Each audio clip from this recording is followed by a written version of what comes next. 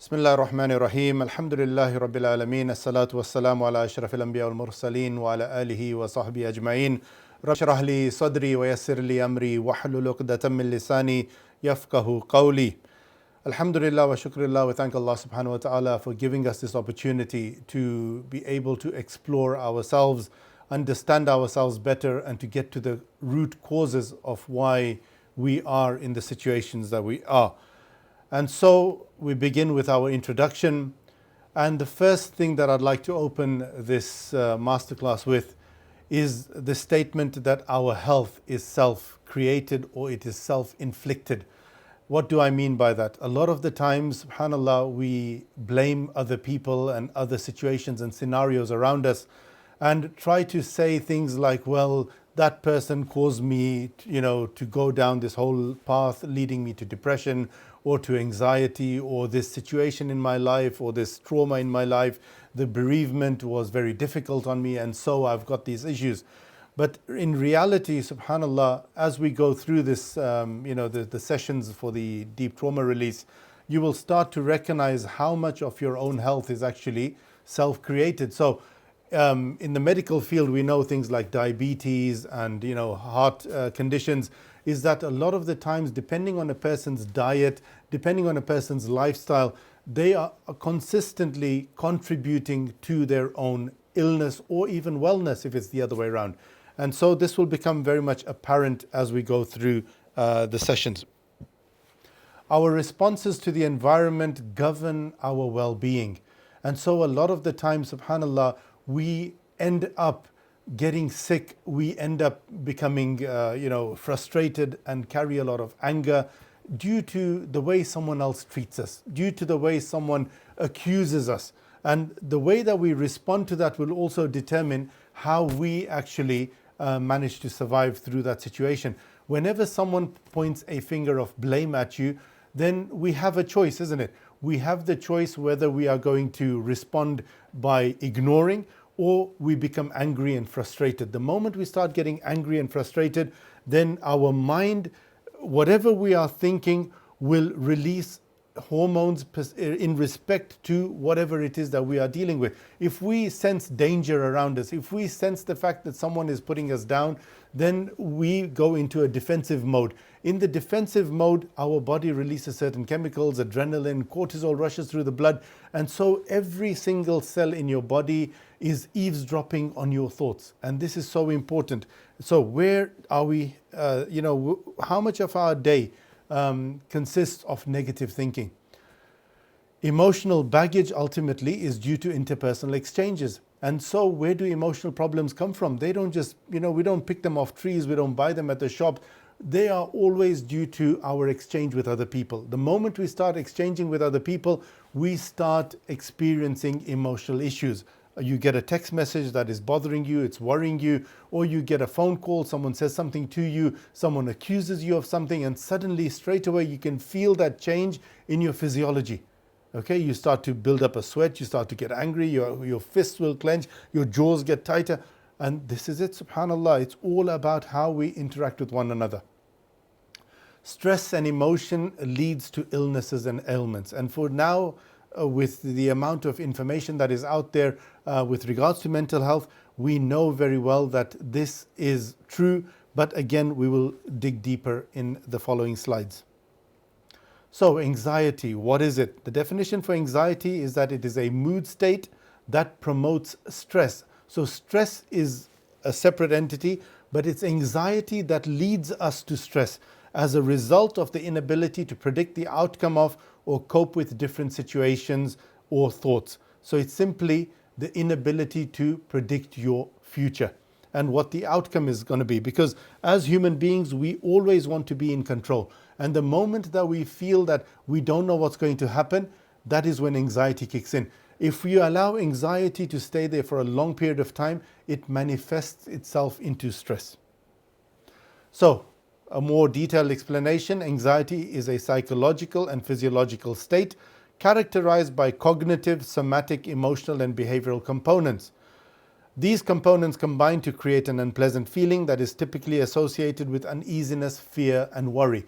So a lot of the times we, manifest symptoms.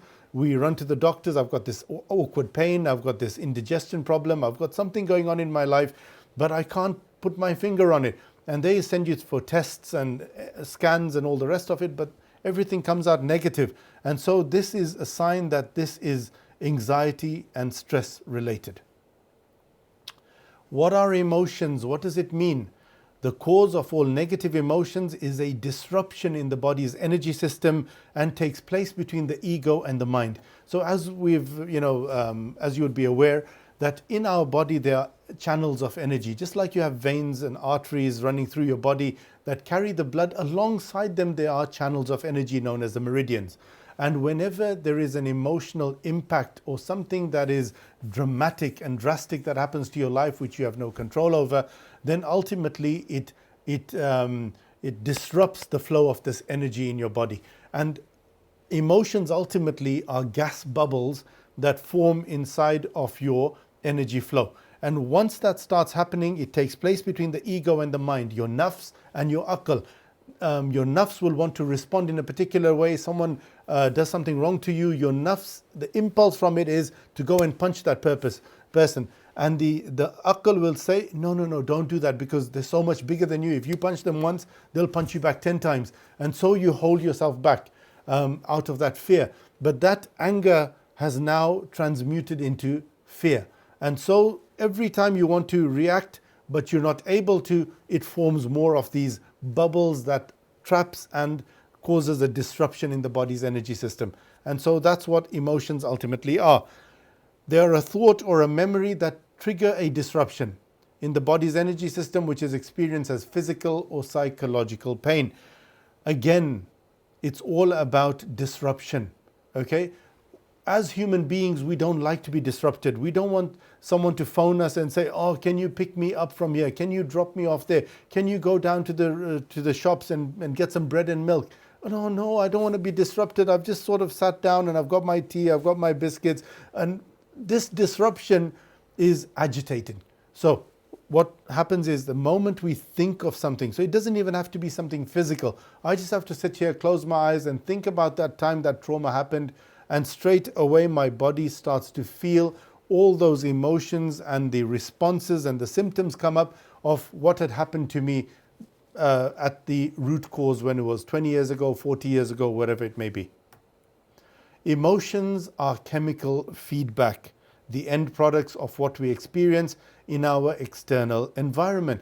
And so this is what happens. Every time you feel angry, your mind has thought of something that has made you angry, but the response to that anger is what? It's that cortisol rush through your body. And so every time you feel any emotion, you will start to see that emotion causes chemicals to be released into your bloodstream. And so the symptoms that we feel are as a result of chemicals being released from what you had started to imagine. So this is something that's amazing. A lot of the times we are stuck in our thoughts, and as you continue to think particular thoughts, they make you feel a particular way.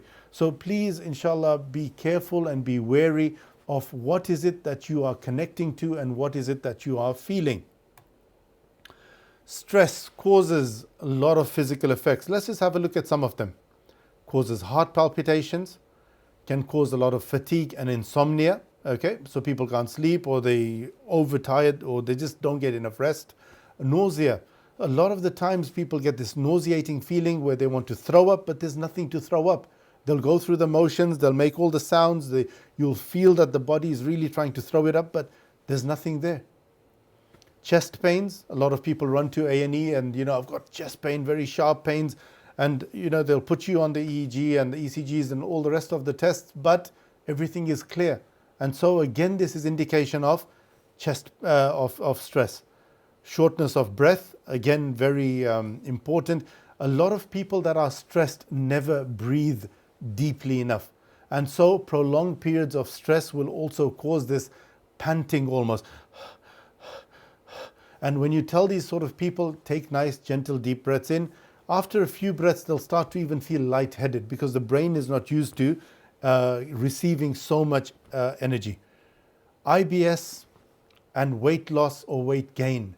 And IBS really is the manifestation of not being able to digest what is going on in one's environment. So whatever you are seeing, whatever abuses are taking place, whatever emotional games are being played, the mind is not able to digest it, and as a result, the body manifests itself in the stomach area.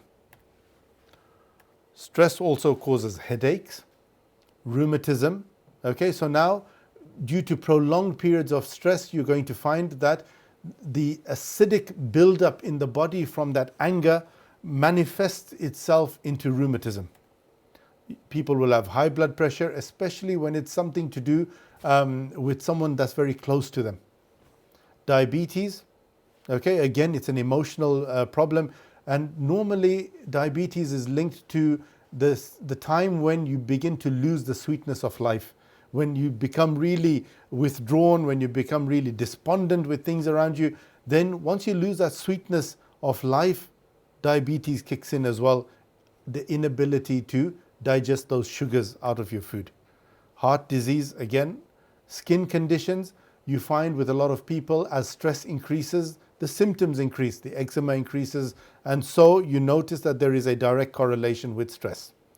Autoimmune diseases such as fibromyalgia, lupus, chronic fatigue syndrome, MS, ME, all of these things, subhanAllah, they manifest themselves after prolonged periods of stress.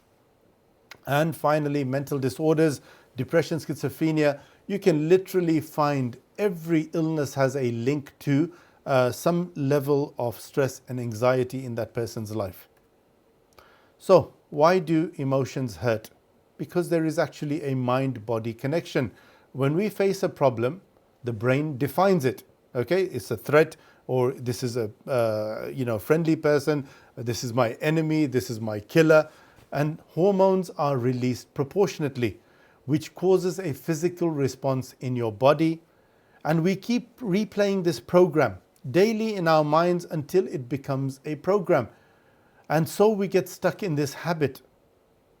And what we need to understand also is that 95% of our day, we live by a program that has already been preset by what is it that we are playing in our minds on a daily basis.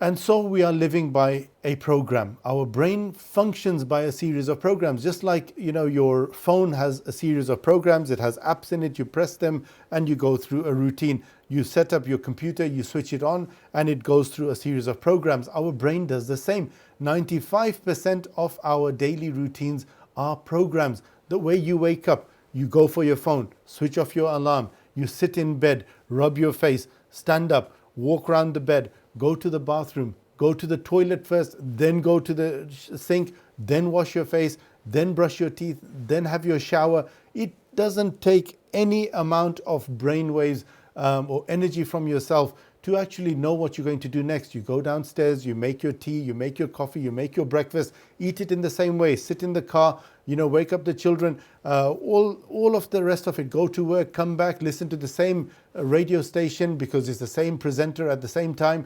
And so you live 95% of your day in the same way. Nothing changes. And once you keep repeating a program enough, it becomes a program, and so you no longer have to give it conscious thought. These programs operate from the subconscious mind.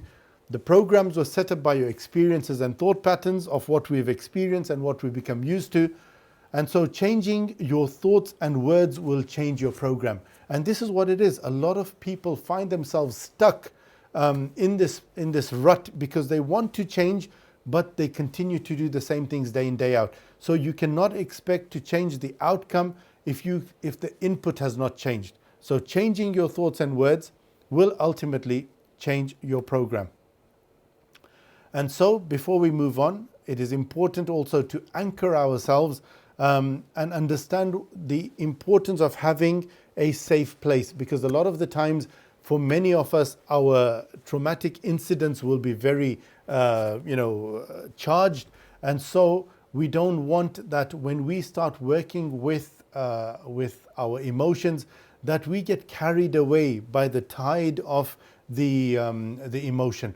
And so a lot of people, when we ask them to just, revisit a scene or revisit an incident, that they also become very, very emotional. And so in that time, we don't want for you to be able, to sort of lose control. And so what we use at this point is the anchor technique. And so the way the anchor technique works is we ask you to choose a safe place. And that safe place is ultimately a place in your mind, or which is physically, happens in your day-to-day routine, that at the end of the day, after the kids have gone to sleep, or after I've come back from work, I've been to the gym, or whatever it is, that I sit down with my cup of tea on my couch and I'm watching my TV program, and that's my unwinding time. Or it is at the gym, or it is taking a walk, or it's going to a particular part of the park where there's a nice bench overlooking the greenery or the pond. That's my safe place. It might be a memory when I was 5 years old, 7 years old, 10 years old. We used to go to this place as a family picnic, or it's at my grandmother's house when she used to make those biscuits. I used to eat them. Whatever your safe place is. So if I can ask you now to just choose a safe place and identify it fully. Okay, I want you to feel it. Some people might say it's when I visit the Kaaba. Okay, at what place? Oh, when I'm sitting there. Where are you sitting? Oh, I'm sitting in front of the doors of the Kaaba. Okay, good. And so what can you see in front of you apart from the Kaaba and the doors? Well, there's some people in and around there. And what noises can you hear? What sounds are coming through? What does it feel like to be sitting? Are you sitting on the marble floor? Are you sitting on the carpet? Oh yeah, I like the carpet, and just to lean back on one of the poles. Okay, let's identify, let's recreate this whole scene in your mind. And so we start to breathe and relax, taking gentle deep breaths in from your nose and release it from your mouth. In and out. And if I can ask you just to follow through with me. And so start to breathe and relax, and just imagine it fully that you are there now. Breathing in and out, becoming present within yourself and being present in your chosen safe place.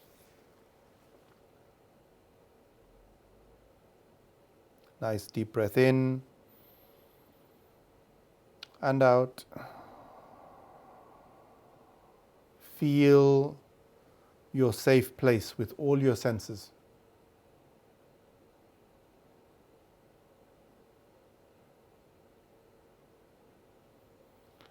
And I want you to feel that safety and that security, that no one demands anything and no one calls you, no one needs you.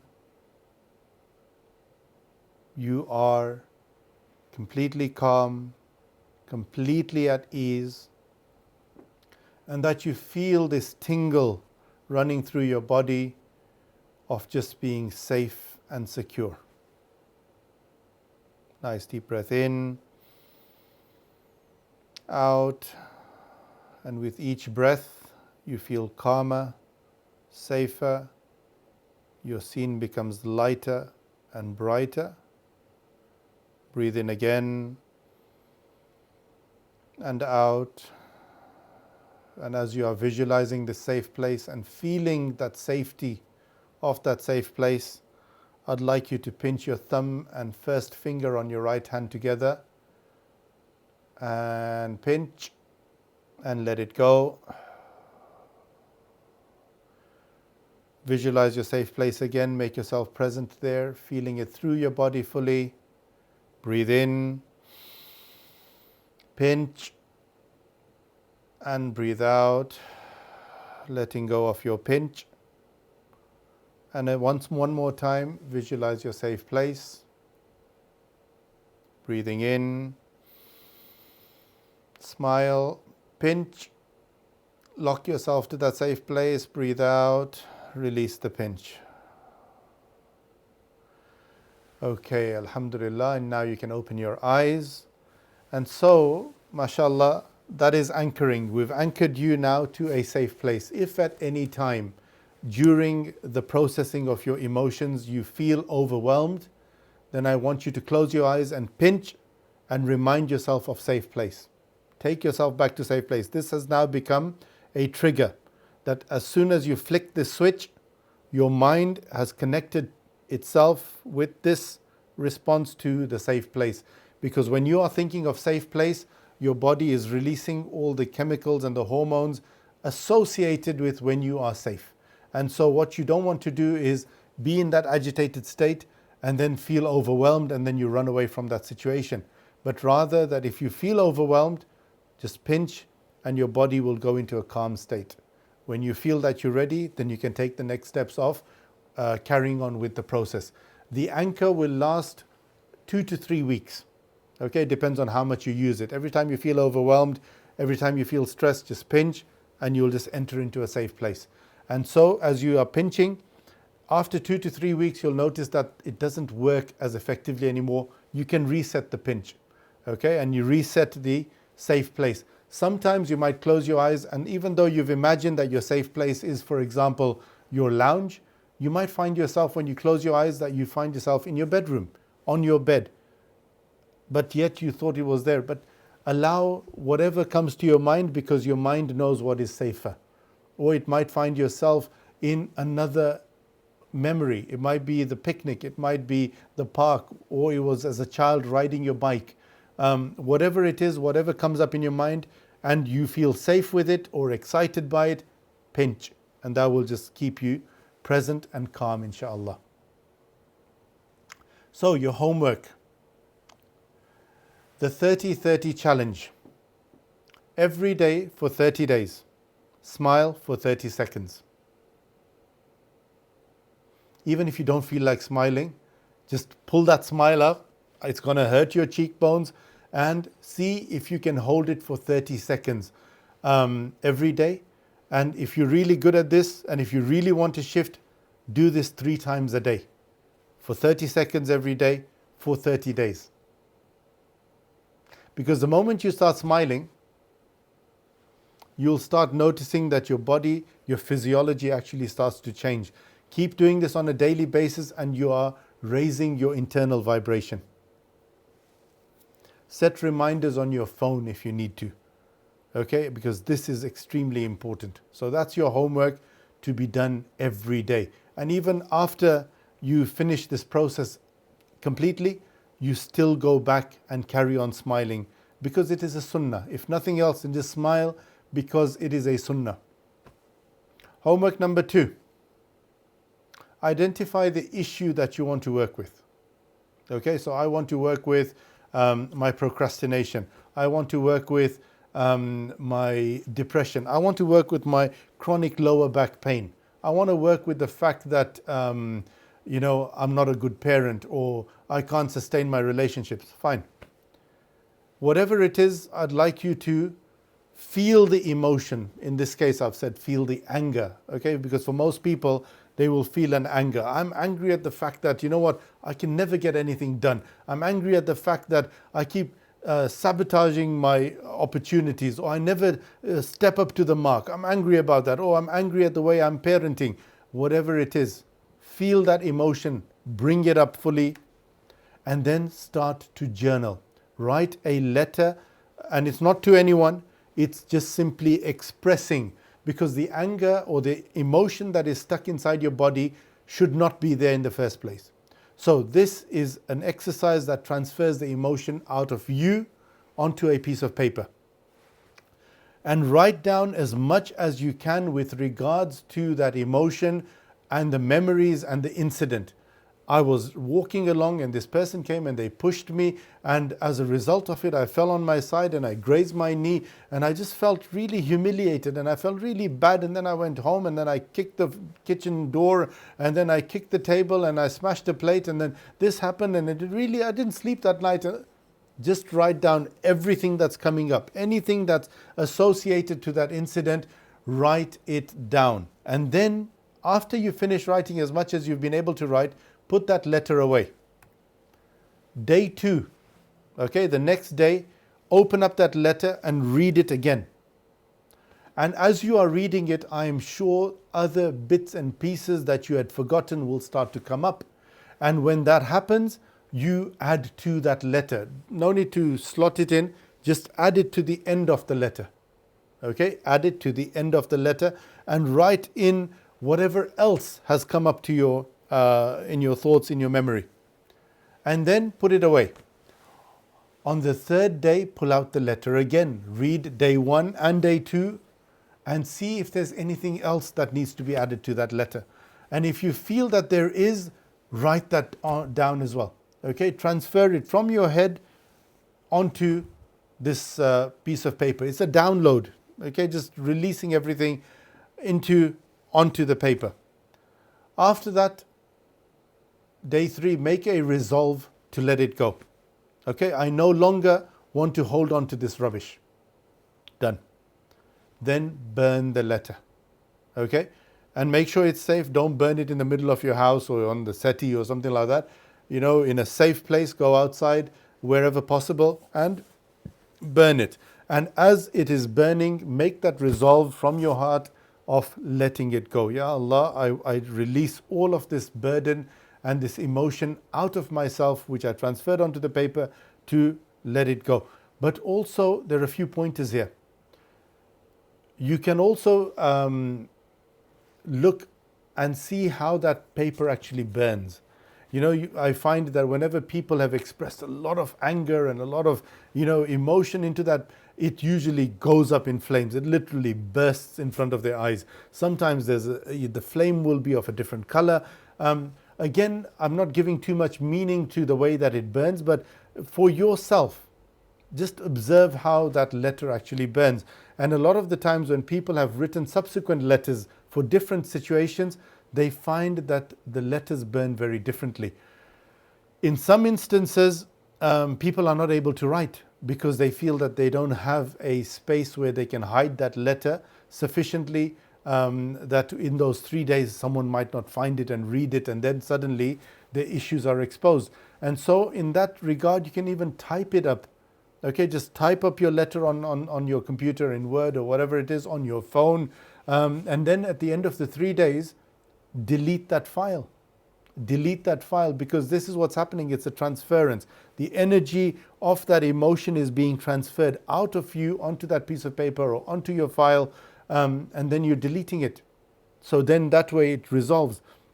We had an amazing testimonial just at this stage where a sister that had been suffering from severe arthritis, where she was having ibuprofen 800 milligrams 3 times a day. When she ended up writing all her qualms and her anger and the emotion came out on paper, as soon as she burnt that letter, the pains disappeared from her body. The pains literally just dissolved. So subhanallah, we see this on a regular basis, that the moment you've transferred that emotion and let go of it, you start to feel so much lighter in your being, because the emotions ultimately weigh down upon us. And so the moment you make that decision to let go, you will find a significant shift in the way that you are able to carry yourself and then feel lighter. And once you feel lighter, you will also then have more clarity in your being. And when you have more clarity, then you can actually define a full-on strategy of how to move forward. Jazakallah khair. Thank you very much.